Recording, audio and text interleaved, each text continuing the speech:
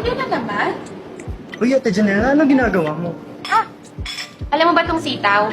Ano meron? Dito ako nagkakaroon ng extra income. Paano gawin yan?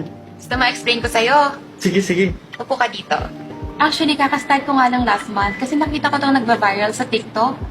So, eto nga yung sitaw na sinasabi ko. Isa siyang e-commerce na platform para siyang buy and sell. Eto lang gagawin mo. Kailangan meron ka lang phone, for sure meron ka na nun. Tapos, internet connection. Ita-download mo lang yung sitaw sa App Store or di kaya pwede kang pumunta sa website nila at dun ka mag-register. So, eto ha, tuturo ko na sa'yo. Punta ka lang dun sa app o di kaya sa website ng sitaw seller, tapos gagawa ka ng account. So, i-fill up mo lang tong mga kailangan. And dito sa referral code, huwag niyo kakalimutan na ilagay yung referral code ko ha. So, pagkatapos mo na fill upan lahat ng mga yan, i-click mo na yung register your shop. Paano naman yung mga products? Ako yung magsiship? Hindi.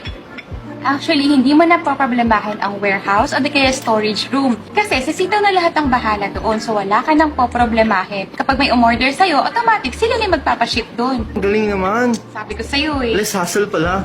Sobra. Teka muna, legit ba yan? Siyempre naman nag-research ako. Kompleto sila sa mga permits at saka mga papers. At ito pang isang reason kung bakit ako nahikayat na mag-register dito sa Sitaw. Alam mo ba na ang dami palang mga artista at saka mga influencers na nagpo-promote na dito? So, it's legal. Ah, okay. Gano'n naman kalaki yung puhunan?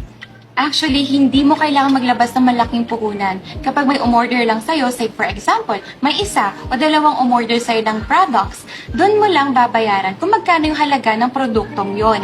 Kumbaga, ikaw muna yung magpopondo, so bibilhin mo muna kay Sitaw. Tapos, kapag na-deliver na doon sa buyer, tsaka may ibabalik sa'yo yung binayad mo, plus your commission.